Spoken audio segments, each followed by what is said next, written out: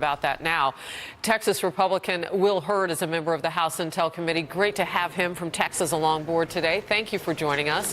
Thanks for having me on. Yeah, absolutely. I want to start with what Adam Schiff said. He said the GOP viewed the job as protecting the president and not getting to the truth. I'm paraphrasing the last little bit of that. He might have said the facts. What is your reaction to that? Well, that's and Adam probably hadn't even seen the report, the draft report yet. So, this is one of the things that's frustrating about where we are is the inability of us to work together on common things. Now, we actually all do agree on a lot of stuff. We do agree that the Russians tried to influence our elections, that they were trying to erode trust.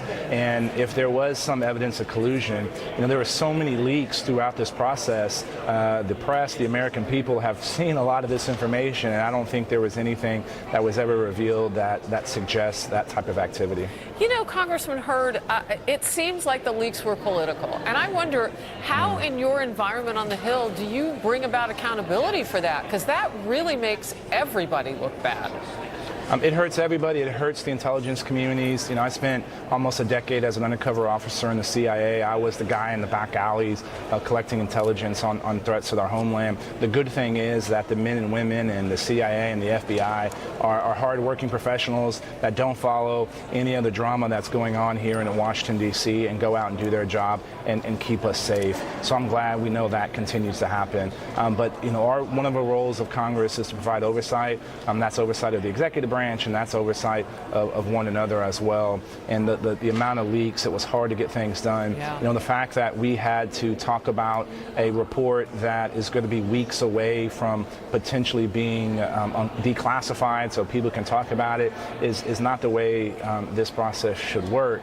But the bottom line is we've spent over a year working on this issue, and we need to transition now into working on developing a strategy to counter Russian disinformation. Right. We knew it happened. We know it's going to happen in 2018, and we got to make sure that we are inoculating ourselves to that in the future. All right. So I want to put a fine point on this because the president tweeted about it. That you found no collusion between the Trump campaign and the Kremlin.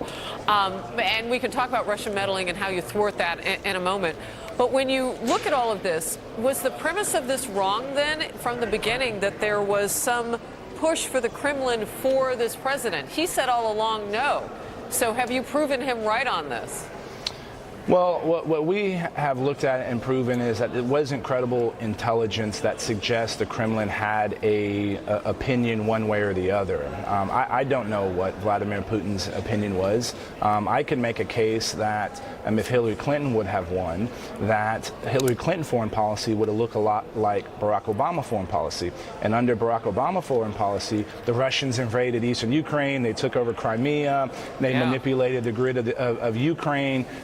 So you can say that, but in a very narrow sense, the intelligence that was used to make that assessment was substandard, and it didn't go through it went through a very atypical process. All right. You said the Russian meddling is being looked at, and we can talk about that a little bit more when I bring you back, but I want to get to this because you're former CIA, and we have CIA Director Mike Pompeo about to become potentially the Secretary of State. Your reaction? I think Mike Pompeo is a great professional. He's going to be able to encourage the rank and file of our diplomatic corps to get excited about their job. I think coming from a year and a half working on these issues, his learning curve is not going to be as steep. He already has relationships with some of these foreign leaders that he's going to be working on. That's great. And then elevating Gina to the director is a good move as well. Her background, experience, she's smart, she's tough, she has the support of the rank and file, and she's an ultimate professional and someone that's going to be great to helm that ship. And again, having continuity of leadership is important for the men and women in the CIA in order to do the hard work that they're tasked to do. Yeah, I saw a short while ago where there was a list of GOP members who were saying that they really support her and coming out, just kind of the timing of that. You see this moving along pretty quickly? It's hard to guess what our friends in the Senate are going to do, but I do, and don't quote me on this, but I think Dianne Feinstein even came out and said she was supportive of Gina. I think that's a big deal. I heard that in the halls here in Congress.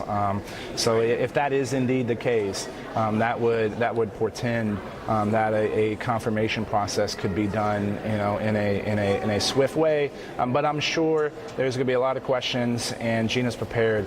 She knows her stuff, and I'm looking forward to working with her as the first female director of the CIA. All right, your words I wrote down. A learning curve not as steep with Mike Pompeo and getting the rank and file excited, not just at the CIA, but also on the Hill. William Hurd, we've wanted to get you on the program for a while. Thank you so much. Great state of Texas. Appreciate your time. It's a pleasure. Let's do it again.